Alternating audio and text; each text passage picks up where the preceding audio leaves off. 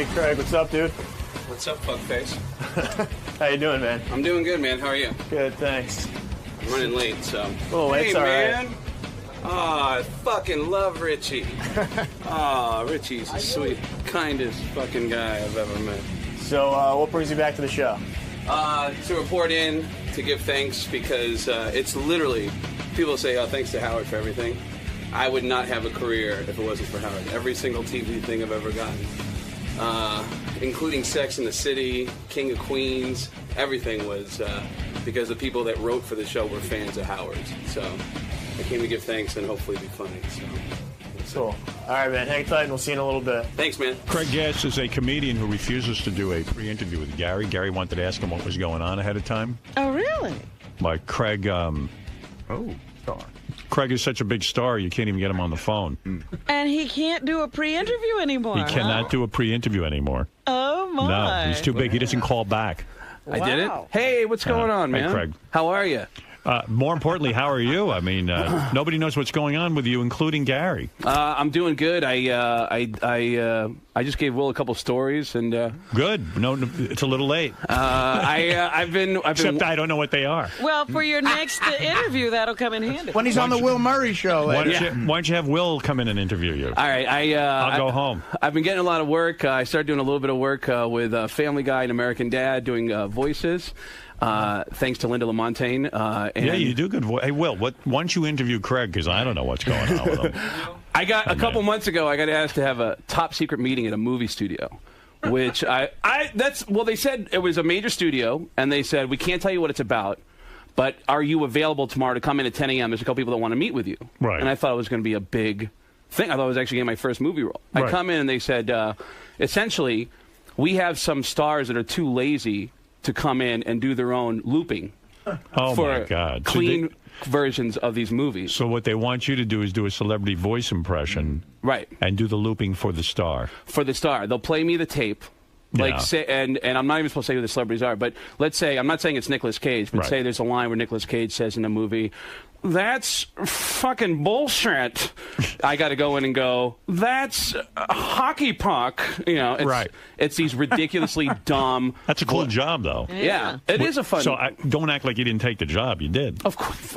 It's like Dennis Blair has a story about opening for Rodney Dangerfield, and Rodney said, hey, this guy is willing to pay me $100,000 to come to his house and perform at his son's 21st birthday party. You want to come with me and do the show? I'll throw you $100. Right. And I go, Dennis, he told you he was getting paid $100,000 and he offered you $100? What did you say? And he goes, dude, it's $100. It's still a lot of money. Yeah, for comics, you know. So you got offered a job. You thought it was your big break. You thought you were going to be in the movies. Yeah. And it turns out you are, in a sense, but you'll be dubbing people's voices in. Clean versions for cable TV and for movies that they show on airplanes. Why'd they have to have a meeting with you about that? I mean, they just said, can you do a list of these voices? so what voices do you need you to do? Well, they said I can't say what celebrities I'm doing the voices of. Well, you gotta because keep quiet. they don't want people to know that these celebrities are not that it's not their voices. They want it to think that it's organic and that those people came in to redo their own. Don't you think that a celebrity would have some integrity and want their own voice?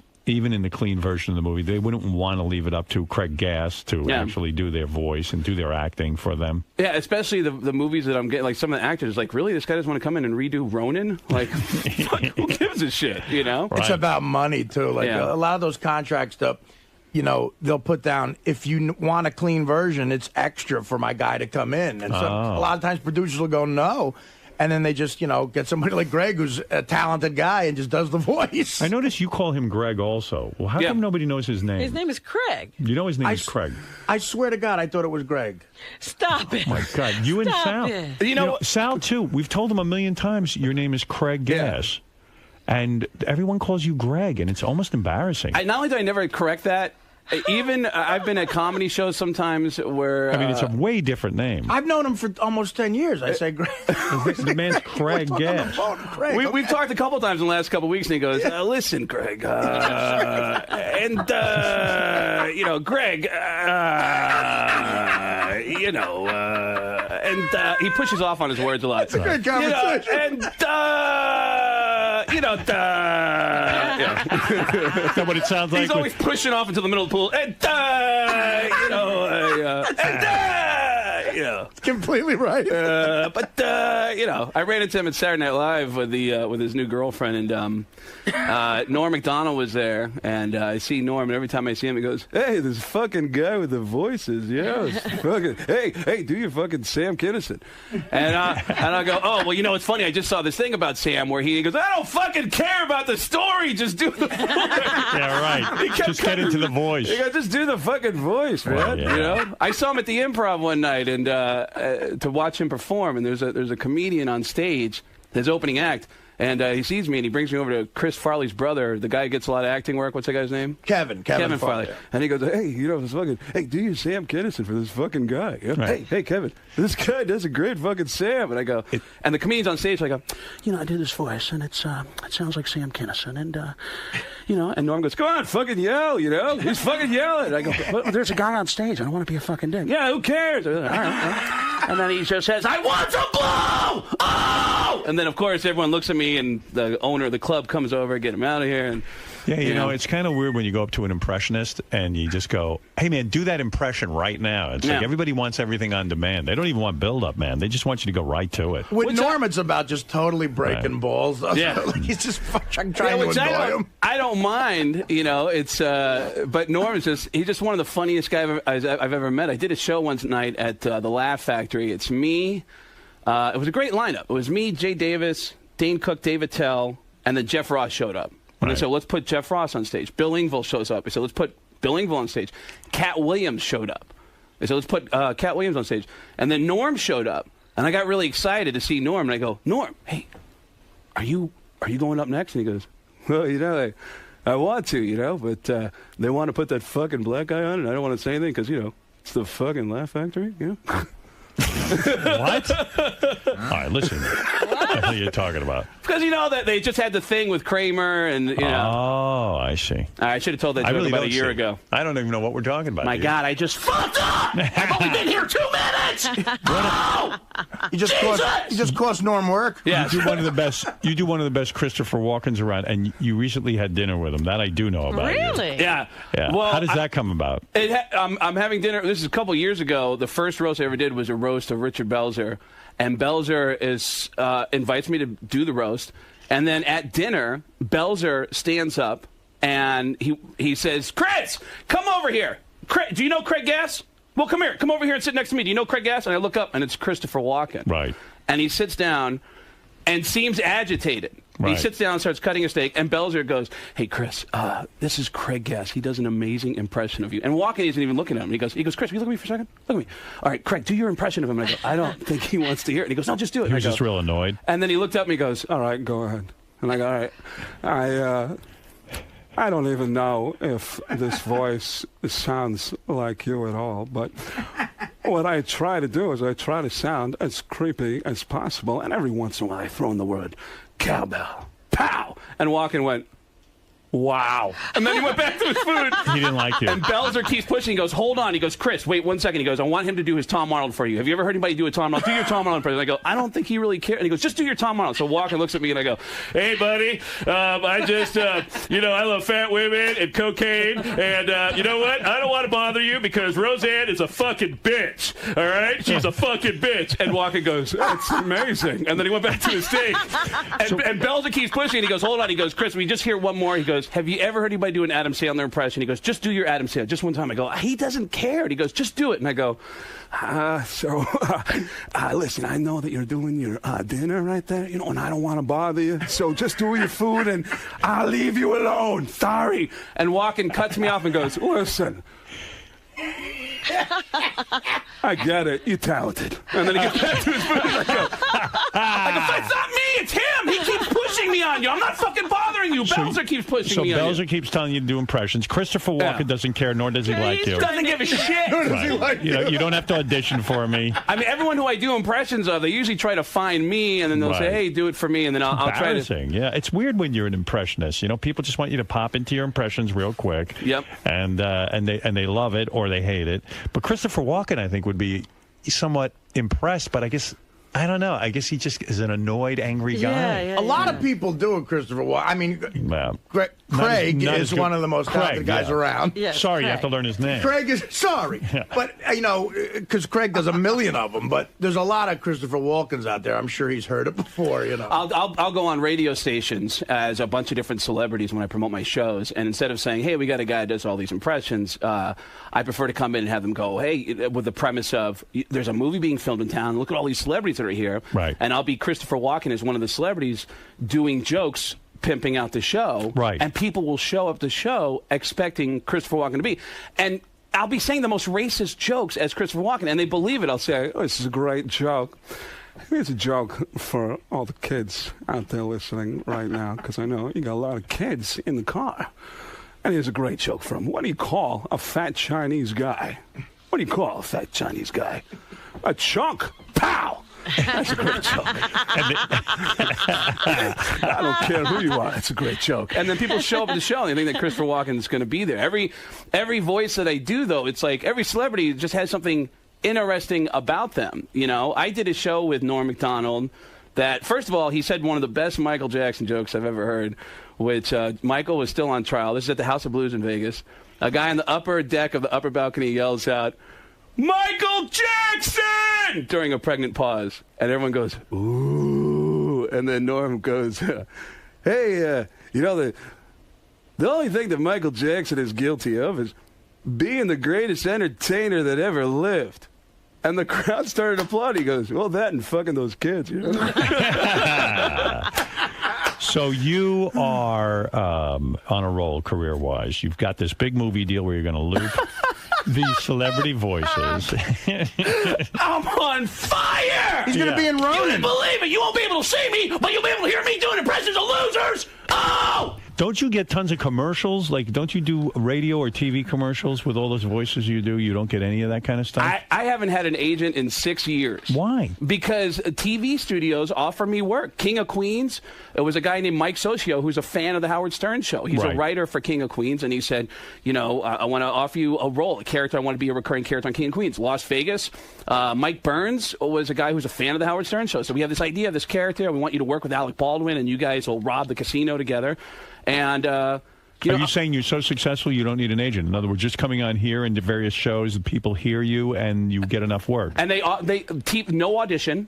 But don't you think you could get more exciting work if you had an agent? Well, I'm going to go to Los Angeles. I'm going to live out there for a couple months in August, September, October, and I'm going to look for a new agent and try to get some. Are you still living at Eddie Van Halen's house? No, I haven't seen Eddie in a while because he got married. Well, he did? But the reason I was living there is because I had just broken up with this girl, and I was trying to get over this girl. And so he said, "Dude, fucking come on in. Stay as long as you want." Boy.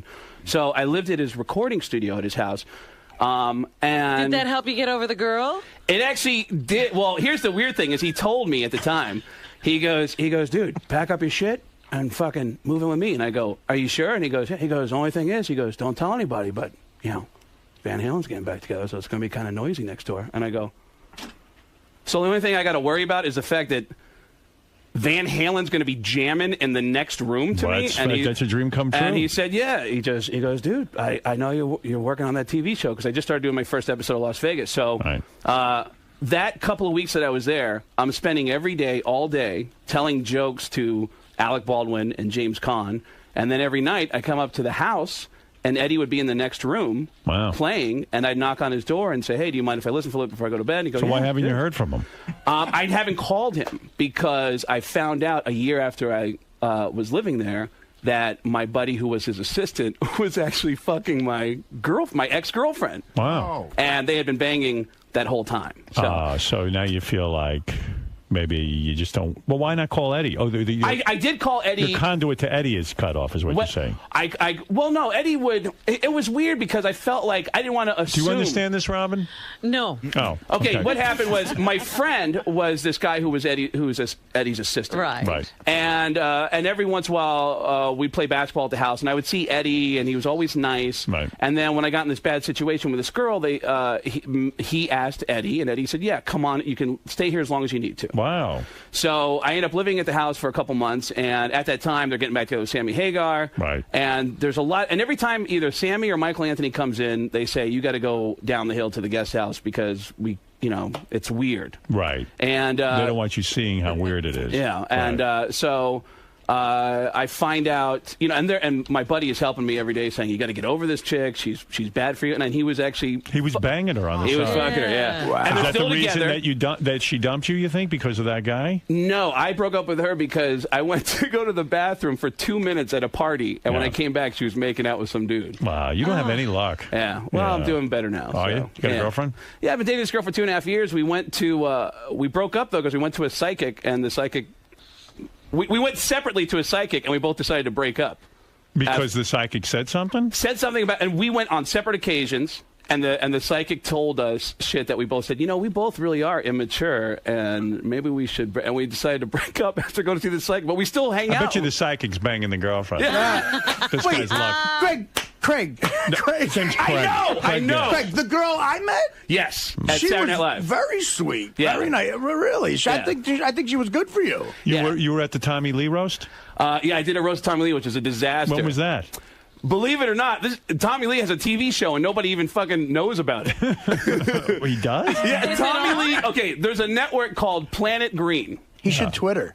And on this network, Planet Green, it's dedicated to 24 hours of programming dedicated to saving the environment. Right. And Tommy Lee and Ludacris, the rapper, have a show called Battleground Earth, where they are competing to see who can outdo each other in doing Earth-friendly activities. Oh, you are kidding me. No wonder nobody knows about this. Yes. I mean, what a ridiculous premise. What a crazy premise. Who wants to see those guys doing Earth-friendly? How about both of them killing themselves? Right. So they said, hey, we want to get in a cage and That'll battle each other. reduce your carbon footprint. We're going to surprise Tommy Lee, and we want to do a roast with just a couple comedians. It'll be a mini roast of Tommy Lee. Which, saying mini and Tommy Lee in the same sentence is great, because that guy's dick has an elbow in it. Yeah. So it's you and who else? Paul Rodriguez and another great writer named Joe Bartnick. We go out to San Francisco, and we go out to do this roast. And they said, we want you to do a couple of impressions during the roast. They wanted me to do, like, Al Pacino, which didn't fit. And I said, no, I got a great idea. And I never even got a chance to get around to the idea. The idea was, as Sam Kinison, I'm going to quote the book of Motley Crue,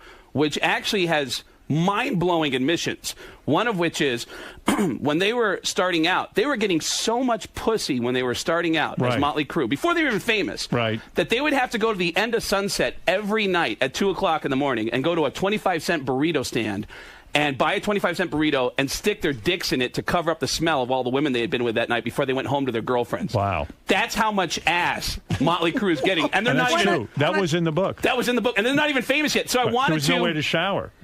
So I wanted to, as Sam Kinison, I wanted to say, I read this book, and this is fascinating. This is fascinating stuff. You guys actually stuck your dicks in these fucking burritos. And it made me feel bad. I felt bad for these Mexican families. Because these guys, they come to America with a dream, and their dream is to share their gift of their food with America, and Motley Crue comes along and sticks their dicks in your dream! Oh! What kind of horse are you baking where Mexican food is a step up? Oh! Jesus! My God, you guys are fucking my dream, and Vince Neil is still eating them! Oh! But I never even get a chance to get around to that, because when we get there, they're setting up on the beach underneath Golden Gate Bridge, and they said, listen, we're doing a shoot for another episode, so just hold out. And I'm watching, and they're shooting with a church choir. Wow. A 50-member church choir on the beach, and they're singing hymns, and it's actually beautiful. The sun is setting. They make Paul Rodriguez and I go hide out in the tent. Then the church choir comes into the tent, and I go, hey, you guys, I just want to tell you, I was listening to you guys out there, and that was beautiful. You guys are really amazing. They go, oh, thanks, man. You're a comedian, right? I go, yeah, I'm doing something bad. We're doing something bad, but you guys are great. I want to tell you. And they go, oh, that's great. And I hear someone in the choir go, hey! Put your robes back on, everybody. We're going back out. We're going to watch some comedy now. And I go, wait. Oh. No. Hold on. No, you don't want to come out and watch this. This is a roast. Trust me. This is not, you don't want to see it. He goes, no. We didn't work for any money today. We're doing this for free. And they said, well, why don't you all stick around and we'll put on a comedy show for you. And I go, well, you guys aren't like a real... You're not like a real church choir, are you? And they go, yeah, we're from the Oakland Church of Christ. And I go, wow. fuck. And I go, is there a producer around here? And I grab the producer. I go, hey, is this choir standing behind me while I'm doing my thing? And he goes, yeah. And I go, do you have any idea what I'm planning on saying? And he goes, Craig, this choir is really cool. And I go, really cool. Do you have any fucking clue what I'm? Because I want to be as shocking as possible, just to get a reaction. I mean, you're roasting Tommy Lee. Tommy Lee, the guy's got the biggest hog. He's just walking around with this enormous piece of meat. And they're going to put a choir behind you? So they put this choir behind us. Yeah. And I have such a gay image in my head of I'm going to be so shocking that Tommy Lee, I actually believe that Tommy's going to give me his cell phone number and we're going to hang out on the upcoming Molly Dream Tour. God. That's how ridiculous I feel about it. The first comedian goes up, it's Paul Rodriguez. He doesn't even curse. Wow. He's clean, yeah. He's doing Mexican jokes. It has nothing to do with the fucking environment. Right. And he's out there doing, and the choir is on edge. There's actually a blind woman in the choir who's getting upset with Paul Rodriguez. She keeps shaking and doing the cross across her body. And I go, and he's not even cursing. Then the next comedian, Joe Bartnick, goes up. He had some great lines. There was a guy in Tommy Lee's posse who was in the band Train, and he goes, and the guy's name's Jeff, and he goes, Jeff, I looked your name up on Google. It said, who the fuck is Jeff? And then he said, Train, what a great name for a band that's going nowhere. You know, but that's Joe Bartnick. But so I go up, and they go, all right, are you ready? Ladies and gentlemen, please welcome Craig Gass. And I walk up, and the choir's already on edge, and I called an audible, which, Artie, I'm sure you've done a gig where as you're about to hit the stage, the audience is not what you thought they were going to be, and you got to change everything up. So what do you do? I go up and I decide I'm going to include the church choir in the punchlines. Uh-oh. And maybe they'll have a sense of humor about themselves. Right. Like a lot of church choirs do. No. So I've never been to church except for an AA meeting. So I go up there. That's a good line. And I go, Tommy Lee, Tommy, hey. Tommy, it's an honor to meet you, Tommy. Tommy is here to show us how to make the earth greener, which is appropriate since you have a tree trunk in your pants. Can I get an amen? And the church choir went, amen! What the fuck? Instinctively, they went, amen. And I go, Tommy, you have no fear at all. I mean, it's one thing to be, even when you're in prison, you had no fear. It's one thing to be threatened with 8 to 10 in prison. It's another to be threatened with 8 to 10 up your ass. Can I get an amen? And the church choir went, oh my God! Close enough. Tommy, when you're about to explode in a girl's face, you must think a tsunami's about to hit her. Can I get an amen? And the blind woman went, what's going on? And she actually left and started walking down the beach. A blind woman walking down the beach. So it didn't go well. No. And they put a clip of it on YouTube, and the clip is literally 56 seconds. It was like a 10-minute segment that I did. Could you imagine being roasted and every joke is about the fact you have a big cock? Hey, is that really a bad thing? It'd be a lot worse. Right. How great is that? Yucko the Clown is on the phone. He's mad at you. All right. Did you know he's mad at you? Yeah, I would have suspected he would be. We had a pretty awful night in Scottsdale. What happened? Hey, Yucko. Hey, yeah. Hey, what what's happened? going on, Yucko? Tell me what's going on. Greg, why don't you do your impression of a piece of shit? Because that's what the fuck you are, you fucking big-headed fucking asshole. I feel so bad because I hadn't seen him in a couple years, so I see him. I had written him an email saying, man, I'm really sorry about the whole, what happened with the house. And I also want to apologize. What happened with his house? His house burned down. Oh, right. And, I didn't even remember. And did your house burn down, Yucko? My parents' house burned down. Right. And I said, listen, and as far as your ex, I'm really sorry about that. The only reason I called in that day was to defend myself because your girlfriend tried to paint it in a picture that was absolutely false. That's right. Yucko just got a divorce. He was married for a few days, and his wife left him. And somehow you were involved in that, right? I don't even remember why. In the breakup? She had flirted with several of us before Yucko got into town. Yeah. And, and we all thought we had a chance with her, and that would have never came to light had she not gone on the air and said, oh, my God, Craig Gass, Bob Levy, total creeps. They hit on me so hard. Right. And that absolutely wasn't true. And I felt bad for having to defend myself, but I felt like I had to defend myself for what she was saying. So, Yucko, you mad at him because of that? No. Listen. What is he mad at you about? We go to Scottsdale. Listen, he comes up to me before the show, and he says, I'm sorry, I'll never bring it up again, I didn't say I'd never bring it up again. And then he gets about everything that happened, And then you get up on stage, and you're not even doing comedy at the club in Scottsdale. You fucking get up there, and you fucking start telling the whole fucking story. And you Which story did you tell? Well, first of all, the whole thing's on videotape, so you can actually see how it all went down. I told Bob Levy, I said, Bob, at the end of the show, why don't we get on stage together and just tell stories, man? And he goes, yeah, we'll get Yucko to come up with us, and we'll all tell stories. I go, great. So I do like 5 minutes, 7 minutes at the end of the show, and then I go, hey, let's bring Bob Levy up here, and I go, let's tell some stories, and he goes, where's Yucko? And when I said, where's Yucko, Levy goes, oh, let's tell about that fucking bitch. Let's tell the truth tonight about that fucking bitch and what she did. And I go, all right. I wasn't going to go there, but I said, are you sure? So you started telling stories about his wife? We both started telling stories about how we met her when we first came to town. Oh, my God. Yucko, so was this embarrassing to you on stage? No, it's just, it wasn't embarrassing. It's just, it's out of line. A comedy show. You're not supposed to bring it up, Well, once Bob said, I just said, are you sure you want to do that? He said, yeah, and I went with it. I shouldn't have done it. I absolutely regret it. But we're telling the story, and then Yucko walks up to the stage, and I'm like, all right, Yucko's going to join in. So we're talking, and then Bob goes, we got to get this guy laid.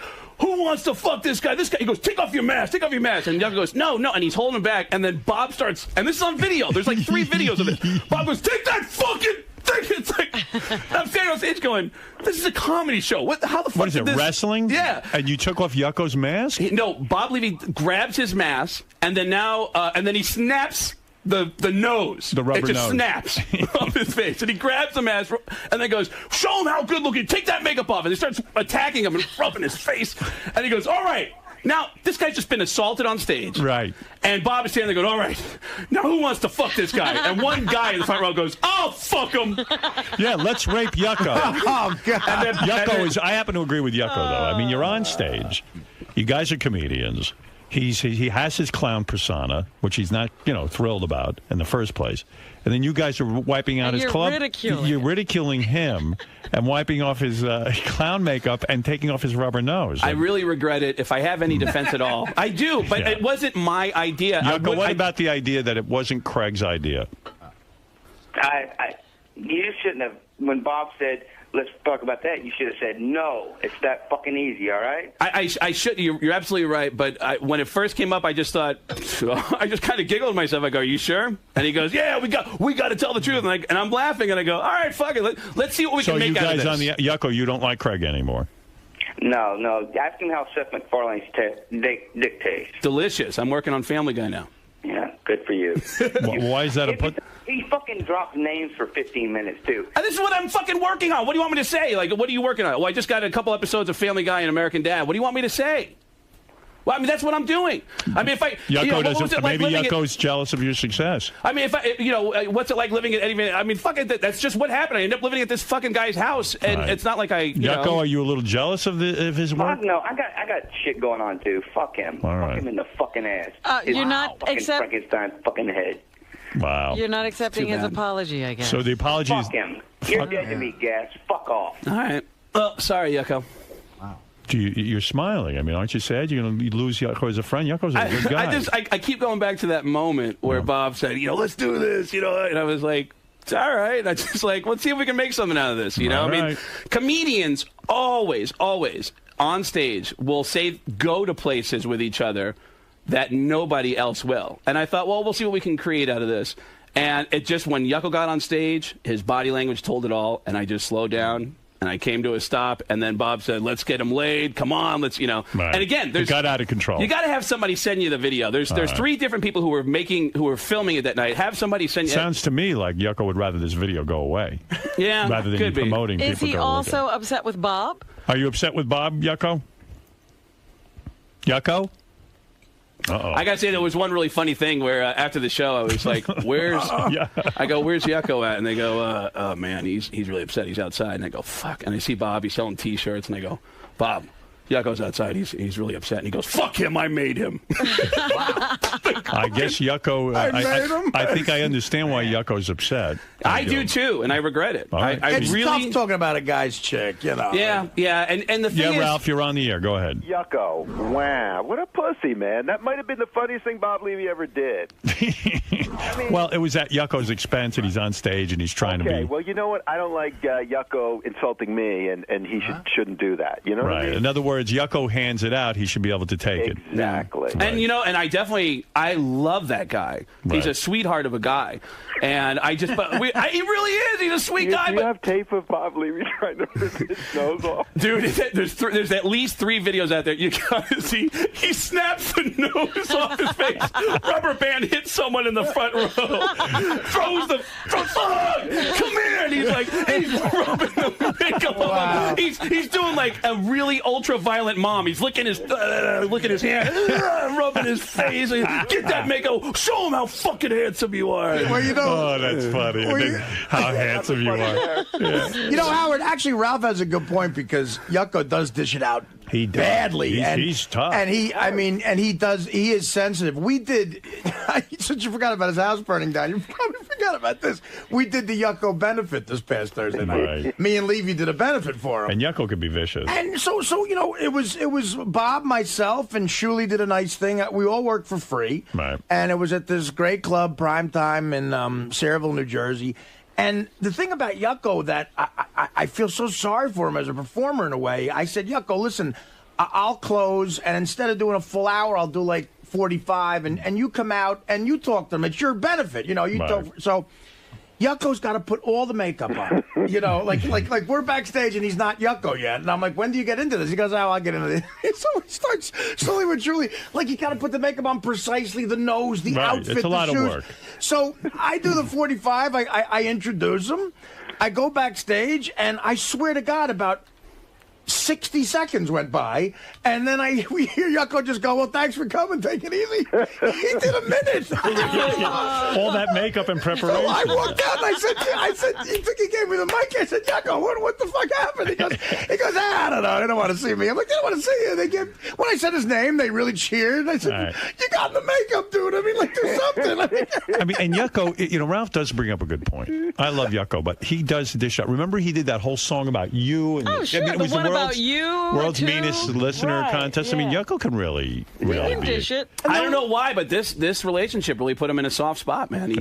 Well, listen, man. I understand what Howard's saying too. I mean, he married this broad, and he loved her, you know. And it's when you call up and defend yourself by going, listen, she was hitting on a bunch of guys. It wasn't me. And sent me naked pictures, and then she tried to defend it, and I go, Nick, I got the fucking pictures, and then she finally turned around and said, and then to say it on stage is kind of fucked. Let's go to Billy. Billy, hi, you're on. We're on with Craig Gass. Hey, what's up? Hey. I wanted to talk to this motherfucker because this motherfucker ain't nobody's friends. He's a piece of shit. What? I went to a comedy gig with him. He fucked my wife. And laugh. You're a fucking hack. You're a hack. That's what There's no way Did this you is fuck true. this guy's wife? No, of course not. Oh, really? Yeah. You want to call up KC? Want to call up KC? You're nothing but a piece of shit hack that imitates dead fucking comedians, and you'll never amount to nothing. You Billy, piece of shit. you sound genuine. Are you saying that you met Craig somewhere? I met Craig Gass in Sacramento. I met him at a bowling alley. They were doing a gig. This is when you were still on, right before you went to Satellite. Right. And I met this fucker, you know, to this day I'm good friends with KC. This piece of shit, he calls my wife down and then to the hotel room and fucks her, and this piece of shit's going to sit in the fucking studio and lie about it? There's no way. No, there's no way. Motherfucker, I know you. Are you still with your wife, Billy?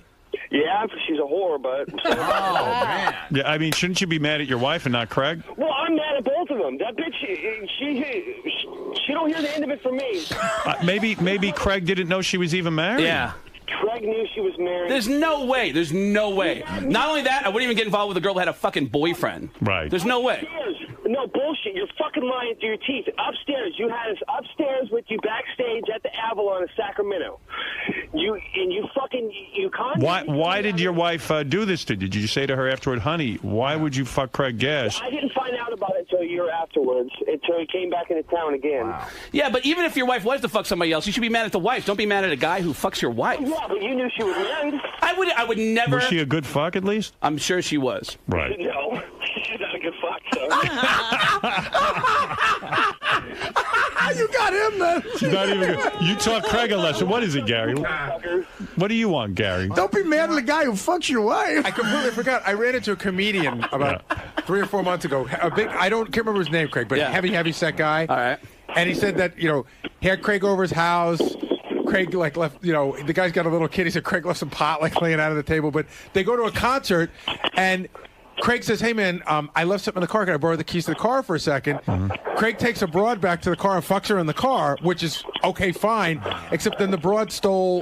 no, wait. This is the greatest fucking story. A wallet and everything. Wait. Let me tell the story. I know the name of the guy. Don't say any Don't say the name. Here's the story. I had some friends that were in town with a day off. They came to see a show at a comedy club. Right. In a big rock band. A couple big rock bands came to see me. And the next day they were doing a show in Camden, New Jersey, and they said, hey, tell all your comedian friends to come down. So I get everybody passes, we go down. Then I go down with this buddy of mine who's a comedian. We go down, and I get him on stage to watch the band, and I go floating around. I meet two girls near the backstage area, and they say, hey, we're trying to get passes. We want to get backstage. And I go, and they said, our friend's back there, so can you bring us back to her? And I said, you girls are hot. You should be able to get back anywhere you want. I mean, why are you guys having problems to get backstage? And they go, well, you're pretty hot, too. And I, thinking they're joking, I said, well, let's go make out. And they go, all right, let's go. And I go, are you serious? And they go, yeah. And I go, all right, just stay here. I'll be right back. If you hold, I'll be right back. So I go and I get another couple backstage passes. I come back, I see them, and they go, hey, well, what about our friend? Now there's a third girl. And I go, who's this chick? And they go, well, this is our friend, and I thought you were already backstage. Well, yeah, but there's this thing that happened, and I couldn't get, and I go, all right, you know what, just follow me. So I bring them all into the loading dock backstage at this venue in Camden. Right. And I go, stay right here, I'll be right back. I get the keys from my buddy. I go back to the car. I pull out a pass out of the car, and I give it to the girl. We start making out. Right. And then one of the girls makes a comment. We start making out. Then the three of us actually are taking turn kissing each other. Yeah. And I said, you know what? Do you have sex with all of them? We get in the car. Right. And I end up fucking all three of these girls at the same time. You're kidding. Like, how does that work? I'm in the front. A foursome in a car. I'm in the front seat. Go ahead. One girl's going down on me. The other two are coaching and doing stuff to each other. And I'm not paying attention to anyone who's in the back. And then they trade. Then at one point I finally finish. Yeah. And they go, hey, we want to go see the headlining band. And I go, you guys can do whatever the fuck you want. I don't care. Hey, you know what? Come back. Just do me a favor. Come back and let's hang out again later. And they go, okay, great. And they take off. The three girls take off. Christ. I go to my buddy and I go, dude. And he goes, where the fuck were you, man? I go, you're not going to believe this. I just fucked three girls at the same time in your car. And he goes, Gaz, tell me you're kidding me. And I go, why? What's wrong? And he goes, dude, it's a brand new car. I go, who gives a fuck about that? Are you serious? And he goes, dude, it's a brand new car. And I think he's saying this because his girlfriend's there. I think he's putting on an act. He's saying it because it's his family, like it's a family car, and they have a kid together, and there's like a whole thing going on with that. A child seat. This is where it becomes the greatest story of all fucking time. Go ahead. We get to the car, and they look in, and then my buddy, his girlfriend yells at him, and he looks over me and he goes, good job, Gaz. Great fucking job. I go, what's wrong? And he goes, one of those fucking whores stole $400 out of Carla's purse. And I go, you're kidding. 2 minutes later, we realize there's jewelry missing from the car. Oh, my. And then 2 minutes after that, we hear a cell phone going off underneath the driver's seat. One of the girls dropped her cell phone, and it rolled underneath the driver's seat. So my buddy's girlfriend picks up the car and goes, hey, yes, you know what? Can you come back to the car where you were just at, and I'll give you your phone back. And they alert the cops backstage. Hey, listen, there's some girls coming back. They just robbed us. So now, and the bodyguards for the band, who were actually in a tour bus taking pictures of me in the car, I saw flashes going off, and there was 20 guys in the front cab of a tour bus cheering me on, going, yeah. And so the bodyguards of this rock band say, listen, if you need any help with the cops, we witnessed the whole thing. And I go, absolutely. So now, and then I wish I could say what band this was. And so then a van pulls up. Well, why can't you? Let me think it through for a second. Hold on, I'll tell you why. Okay, go ahead. Van pulls up into the backstage area. Yeah. And the cops are there, and my friends are there, and the girl, one girl gets out of the van, walks up, and says, hey, can I get my phone back? And my friend, the comedian, goes, yeah, real quick, before you do anything, which one of you fucking whores stole money out of my girlfriend's purse? And she goes, what? And a guy gets out of the car and he goes, did you just call her a whore? That's my fucking wife. I'll kick your ass. And he goes, that's your wife? And he grabs me by the shirt and he goes, Gaz, did you not just get done telling me that you just fucked all three of these girls right now in the car? Did you not? And I go, and the guy goes, you fucked my wife? And I go, I didn't say anything. He's talking. I haven't said shit. And then everybody gets out. The cops are trying to hold everybody back. And in front of one of the cops, in front of my friend, one of the girls goes up to the cop and goes, listen, we all just fucked this guy, okay? But we didn't steal anything, okay? We're not thieves. So please, we need to leave. So please, we don't want our husbands to know what happened. We need to leave. And fuck this guy. We all did this guy. So the cop walks up to my friend's girlfriend and says, all right, listen, here's the deal. They have money on them. You can't prove whose money it is, okay? Right. But as far as your personal items, they don't have them, so we got to let them go. And they go, all right, we'll let them go. The van starts taking off. And as the van pulls out, all of my friend's stuff is underneath the van. Oh. One of the girls clearly got out of the car and threw everything underneath the van and came to talk to the cops. I see. So they go, and one of the guys from the band, the guitarist of this band goes, hey, isn't that your stuff? And then the best line, why is there a children's toy on top of it? And then they pull out, and the cops get on the radios, and they go, there's a car trying to leave the venue. You got to stop them. They blockade the exit to the Camden Tweeter Event Center or whatever it is. And the girls, all the cops on the property, they corner the van, they get the girls out, and they put them up against the van right at the entrance of the concert venue, and the band is ending. Or the last band is ending. So 20,000 people are coming out, and there's 3 girls slammed against this van, and there's all these cop cars, and we're over there, and anyone who knows what's going on is telling people in the crowd, dude, look at this, and everyone's pointing at me going, that guy just fucked all 3 of these girls, and they're all going to jail! They're all going to jail! And I'm standing there, and people are cheering for me, and I'm trying to be quiet, but I'm thinking in my head, this is the greatest day of my fucking life. Did they all go to jail? They all go to jail. We go to the Camden Police Department. And oh, my God. Which has got to be fun. The Camden Police Department. My buddy is saying to me, he goes, dude, you owe me $400. And I gladly pulled out $400. I go, dude, here you go. I'm sorry. I'm sorry. We get to the Camden Police Department. Cop comes out and goes, which one of you guys is the one involved with these girls? And I go, that was me. And he goes, all right, come here. He goes, I got to fill out a report. So he's filling out a report. And he goes, that was me. He goes, all right, where did they stole it from the car, right? And I go, yeah. And he goes, all right, then start with the car. And I go, all right, we went to the car and we're making out. And then I said, let's all get in the van, or let's get in this car and let's all, get in there. So we went in there and we had sex. He goes, okay. And then you had intercourse. And which of these? You're like the greatest stud of all time. He goes, which of these? Which one of these girls do you have intercourse with? And I go, all of them. And then he looks at me and he goes, you're animal. He goes, you had sex at the same time? I go, yeah. And every time we make eye contact, we both are smirking at each other. And then so he fills out the report. At the end of it, we walk out, and they walk us to our car at the police department in Camden, and a cop is escorting us to our car. We get outside. One of the husbands is outside. He goes, Craig! And he goes, hey, man, can I talk to you for a second?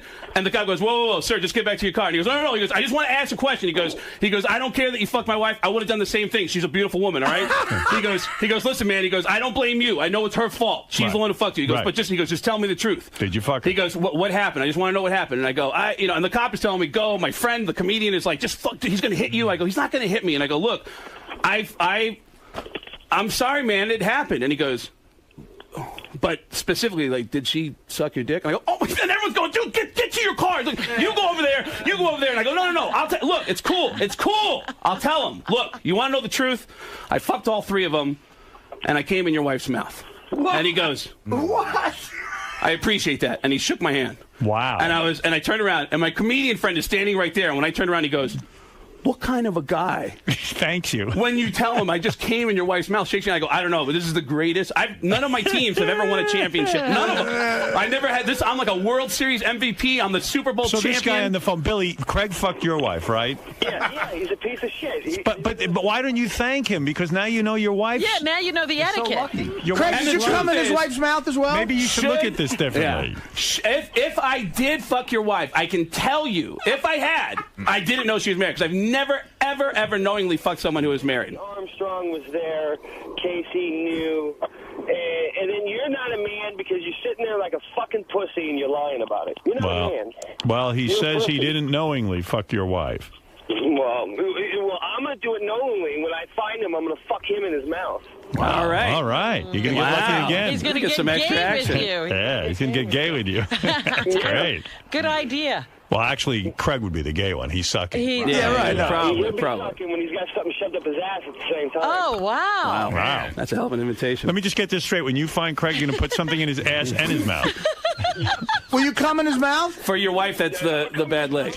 But Billy, in a way, I mean, you really can't hold Craig responsible if your wife's going around. But I know it's her fault too but I swear to you, Howard, he knew. He knew because we hung out with them guys for 2 days because they did 2 gigs here, one in San Francisco, one in Sacramento. Well, sometimes people don't know. Yeah, I avoid any kind of drama with even when a girl says like, "Oh, I just broke up." Well, who's that? Oh, that was my ex, but he's crazy. I don't even go there. It's like it's my ex, and he's like. Has she fucked anyone else from our show? I wouldn't doubt it. Right. Yeah, then why do you get mad at me if I? How do you manage to stay in a relationship with her, even though you know she fucked Craig Gass and maybe possibly others? Because I'm an idiot and I love her. I see. And she's a lousy fuck. Yeah, she's a lousy fuck. She just lays there, right? Oh. Yes. Did she move for you, Craig? She moved pretty good for you, right? Hawaiian Hotel. Did she move for you? I'd love to know who it is. Her name's Danielle. All right. Did she move for you? Can you give a last name and an address so we can map quest? No last name. She had my name tatted on her back. Oh yeah, she had her name. She has his name tatted on the back. Holy gee! And how many times has she cheated on you? Well, I just caught her last week fucking around with some guy at work. Wow. Oh, dude, you got to get out of there. Billy, but I got a 3-month-old and a 9-year-old. Whoa! Are they Craig's? Can any of them do a great Sam Kinison impression? All right, Billy, thank you. And I'm sorry your wife's going around fucking behind your back. Yeah. All right. Later. Just watch out for this guy. Okay. He ain't going anywhere near my wife. Wow. I'm not letting him. Not near your wife and a car. You're not kidding. Wow, this is awesome. Just a little on your wife. All right. Thanks, Billy. Bye. That's Billy. Hey, Howard, I will say this about Craig. You know, when you're on the road... By the way, she just got Craig tattooed on her back, too. You know, I will say this about Gas. When you're on the road, you know, and you do stand-up somewhere... You know, and you don't know, and you're single. You go and you're looking for any chick you can find. And most guys have some standards with the chicks. Like, I will say this about Gas is a real man because takes whatever he gets. If there's not if he can't get a hot chick, and he does get hot chicks a lot, Craig will fuck anything. Craig, you haven't fucked any of our wives, have you? No. All right. But every comic has an intense story about being with a girl and like another guy showing up. Like, what the fuck? Because listen, you're very, very much on fire. Things are going great for you. You're fucking. You're getting work.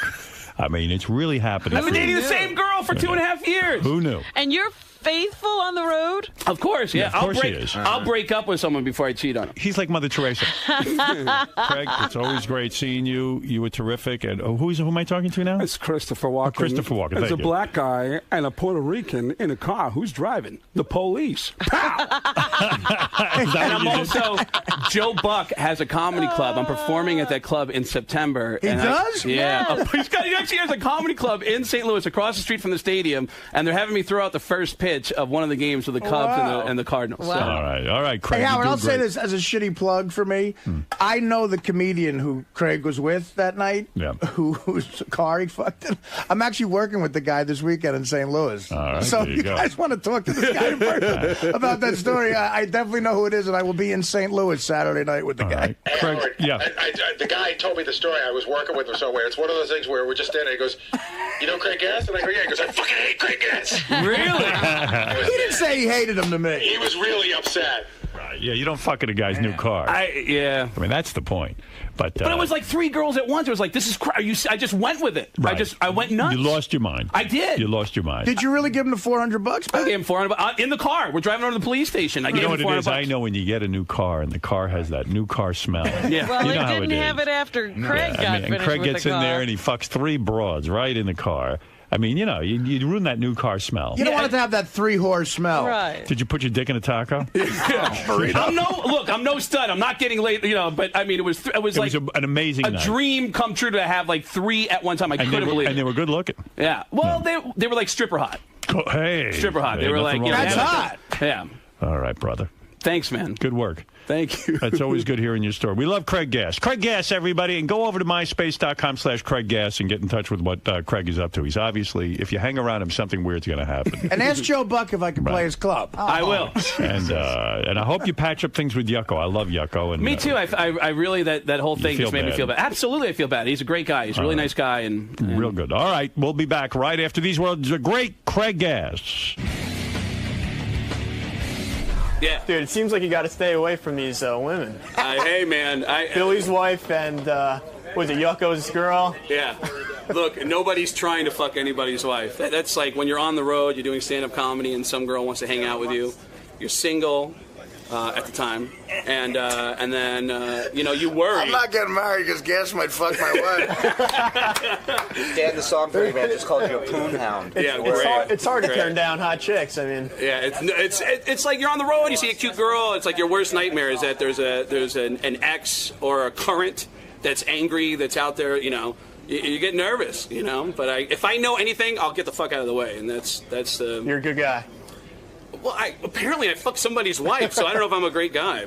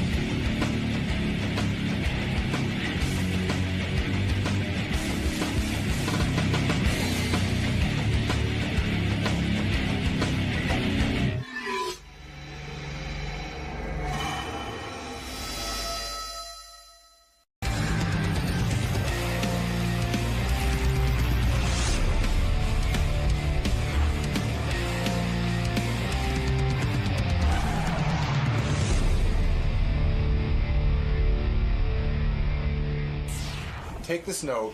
Again, there's two things going on there. You have to ask Sal what's up with him and the Long Island Psychic. His pitch the other day was insane. It's like everyone in the media was like to come in for that. And then the other thing is, he sort of admitted that he cries when he hears Cats in the Cradle. He goes, we were just talking, I don't know, he came at the meeting and he just goes, anybody else here cry when Cats in the Cradle's on? And we're all like, no. And he's like, oh, I love that song. It almost defies explanation. He pitches something, then you tell him it's wrong, he'll tell you, right, and contradict his idea. He'll spell everything wrong, he'll say everything wrong, and eventually things get back to the Long Island medium, to the point where his last pitch, he goes, look, this past meeting, he goes, straight up, Long Island medium, interview, she'll be great. And we're all... She was on Ellen, she was on Oprah, her time has come. Oh, and that tweet. And then afterwards he tweeted, afterwards or before, somewhere along the line, he tweeted the Long Island Psychic, like, great job on Ellen. There's just something weird going on. Put Ellen's name connection there. There's something weird. Well, he's friends with the husband. Dating her. Right. Oh, he is friends with her? Yeah. There you go. But this, so what? I'm friends with a lot of, I'm friends with Jeff Probst. I'm not on here every minute going Survivor. It's his big celebrity friend. There's something else going on. Either is he ever going to admit it? I don't know. We don't know what it is, so we don't know what there is to admit. What is it, Balls? Hey now. Hey now. Hey, I just wanted to ask you, did you see the Tan Mom naked photo shoot? Yeah. Did you see that, Robin? Tan Mom was on the beach, did a naked photo, a topless. No, she was topless. No. It was really good. It was crazy. Oh, it's nauseating, man. Yeah. I'm a happy retard. Who wanted to see that? Because you know how, one thing, if you look in Playboy, chicks don't smile when they're naked. When you're naked and you smile, it's a bad fucking move. So Tan Mom's so happy to have her top off. She's smiling at the camera and Oh my! Yeah, it's Just crazy. Looking at the pictures. Oh, you got him. Yeah. Tan Mom. I think Tan Mom's coming back in. We got her booked. Good. Oh, you got to get her back in there. Great guest. She's been up to a lot. Tan Mom. Everyone, I remember when we had Tan Mom on the first time, everyone was like, yeah, fuck you. How can you have Tan Mom on? And then when she left, everyone was like, Tan Mom is the greatest guest ever. What? You know who likes the Tan Mom pictures? Who thinks they're hot? Who? Sal. I knew it. Sal. What? Sal, you think Tan Mom is hot? Would you fuck Tan Mom, Sal? Sal's a weirdo. He really is. He's just a creepy weirdo. You would fuck Tan Mom? Yeah, there's something about her. Oh, we're so horny. There is something about her. You got. When's the last time your wife unloaded, jerked you off, or did anything to you? Like a month? I don't even want to talk about it. If you're into Tan Mom, you know what it is? That means you haven't gotten laid in over a month. At least. Is it true? When's the last time? Be honest. I got a handy recently. Really? Yeah. But no, like, fucking? No. Is that, like, off the table now, fucking? No, it's just that sometimes she's just, if she's too tired, I just, Dude, it's over. No, it's not. It's going so good. over. It's going good. She jerked you off once? Yeah. Why'd she even do that? Like I put her hand there? You were actually working her hand? Yeah, pretty much. So what's going good about the marriage if it's not sexual at all? It's going, When's the last time you got laid? Seriously. Be honest. Don't probably bullshit me. I'm not. Probably about 3 weeks ago.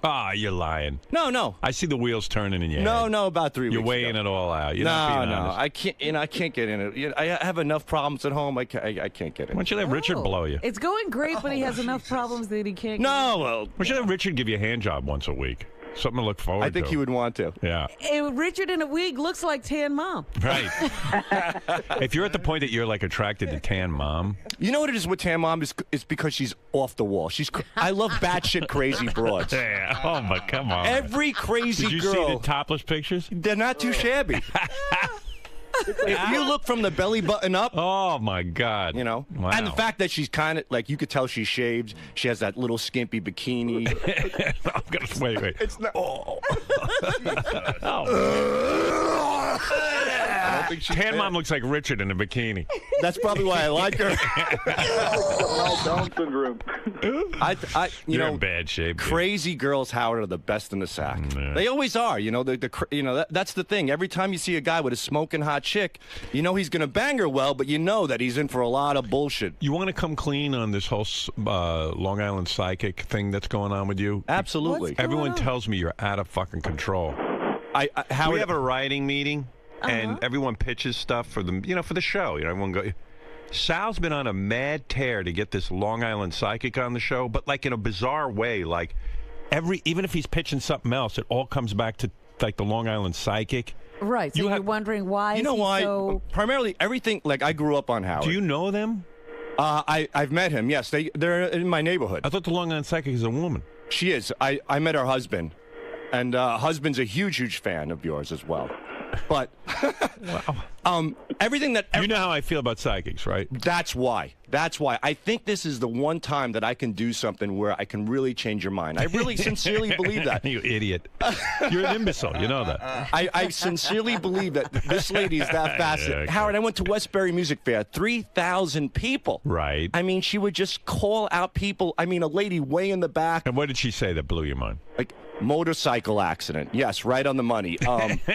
What's so funny about that? If I said someone in 3,000 people, someone had a motorcycle accident, don't you think someone in the auditorium had a motorcycle accident? I mean, the odds are there, but for her to specifically pick out the person, and Howard, I think that this lady really could change your mind. I think she could bring some. I think she would blow everyone away. I mean, she's been on Ellen, but I don't care. She's been on Oprah. Why? I've already told you no about the Long Island psychic, and you won't let go of it. Like, there's something. Are you having an affair with the Long Island psychic? You know, Howard, I've never talked about this, but I've always been fascinated with mediums. Even when I was a child, I used to. So you're not in love with her? No, I used to read George Anderson's books. George Anderson was the first one. He used to be on Channel 6, and predict what I'm thinking right now. I'm an idiot. No. Go ahead. You can do it. What you're thinking? What am I thinking right now? I'm thinking you should get the fuck out of the studio. Okay. I thought you would know that. Howard, But I just got to ask, because this is the big question on everybody's mind. Are you in any way, shape, or form, Sal, getting anything from them, whether it be monetary or anything else, from the Long Island Psychic? I swear on my children and on a stack of Bibles. I think this lady's. I watch this lady religiously on Sunday night. What did she tell you? Did she tell you something about yourself? No, as a matter of fact, she's very apprehensive about coming in. She told me nothing. I never asked. She should be. I never asked for a reading. Nothing of the sort. I think that Howard. You want to keep that if she's for real, why is she apprehensive? Well, because Howard could, Howard hits the hard hit. Howard asked the power. No, he asked the hard hitting questions. He's a tough interview. My powers will take on her powers, and my powers will win. That's what's going to happen, Sal. Howard, can I just tell you something? That whole thing about him going to see her at Westbury Music Fair, we sat him down in a meeting and it sort of explained how it works, if you know what I mean. And he goes, "Oh, I understand." He seemed to be off the psychic, but now he's right back on it again. I'm skeptical. Once you explain something to him, he forgets 2 minutes later. That's why he doesn't remember anything from school. Like a dog. Like a dog. Yeah, like seriously. He learned United States history, but he can't remember any of it. There was no need to retain it. Yeah, well, you're not retaining this.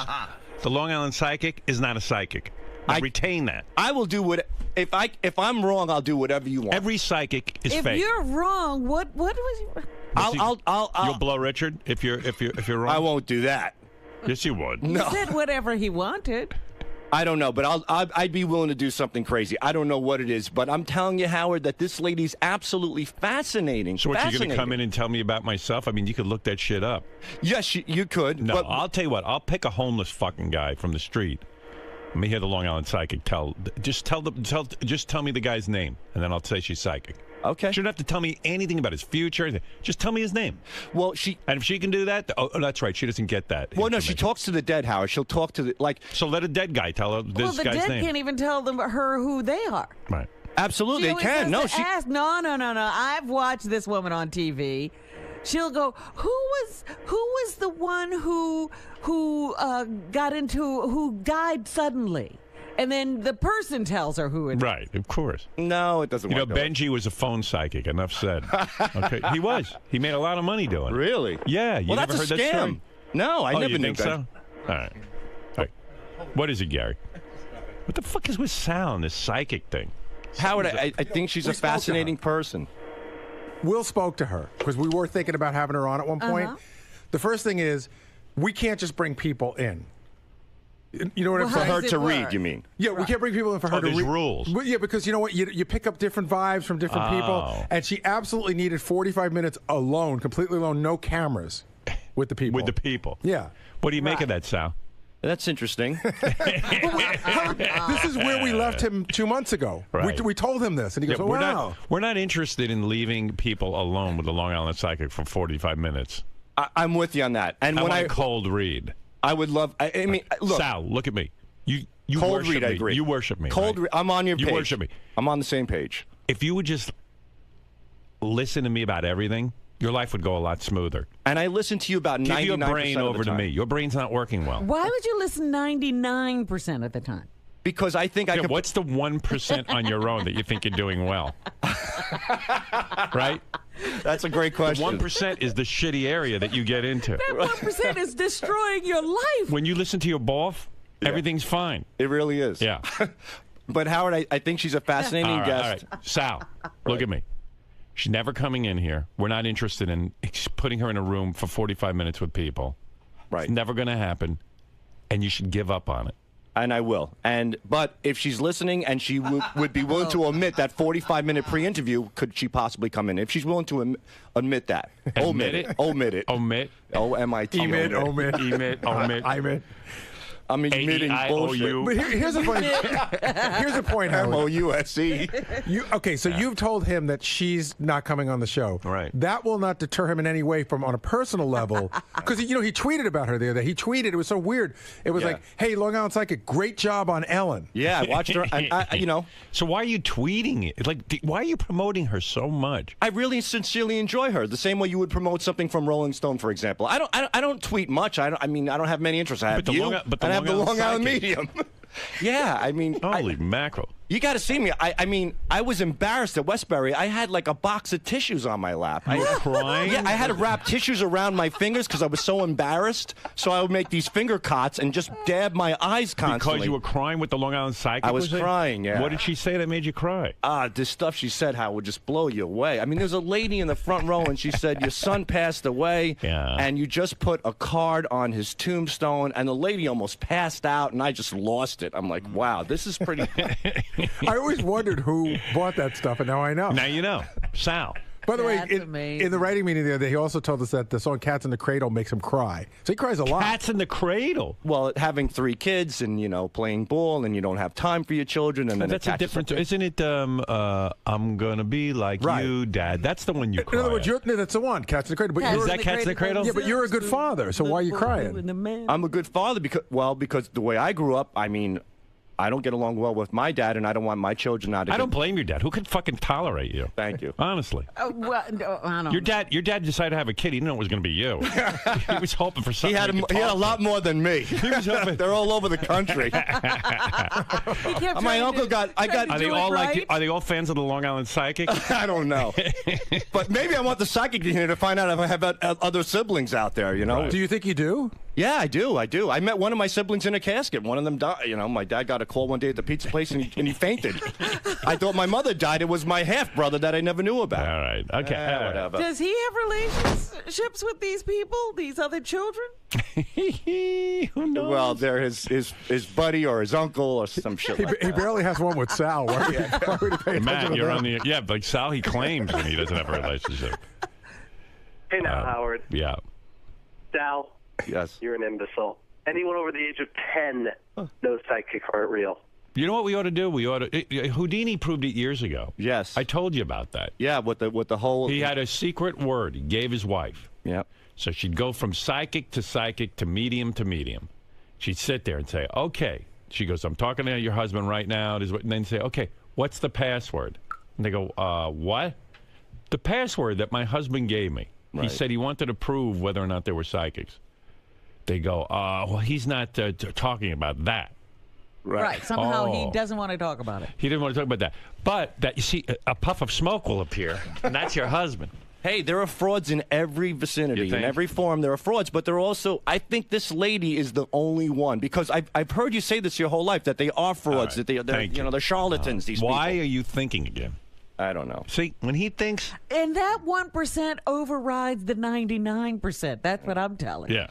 Yeah, I'm telling you that it's higher than 1% when he thinks for himself. Well, I'm not good at math. You're probably right. All right, now all right, goodbye. Sal. Yeah. Does this officially mark the end of your pitching of the Long Island medium? No.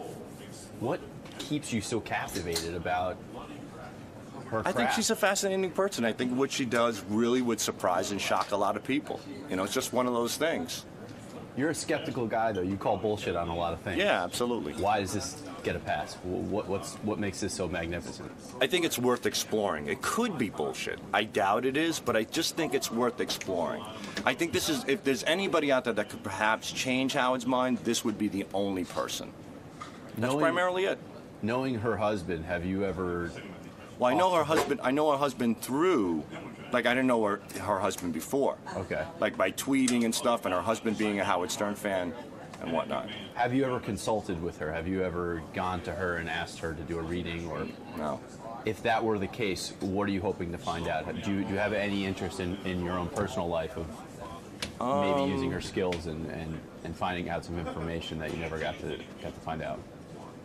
Probably my half-brother, who I never knew, who passed away on me. You know, it was my dad had an affair before he married my mom, and he had a kid, and that person killed themselves. So I was always curious about that. What happened there? You know, that's one of my big curiosities. Being a skeptical person, do you have any assumptions about how she does it, how she's able to connect, or do you think is there a possibility that she has psychic powers, in your opinion? I think the way she operates, I've never seen it before. I've seen a lot of mediums. There are a lot of skeptics out there. There are a lot of go-to questions. I primarily know the fundamentals and how it works and how some people can get away with it. But based on how she specifically can pinpoint things, makes me really curious about her. That's what makes her stand out, that she's exceptional to this.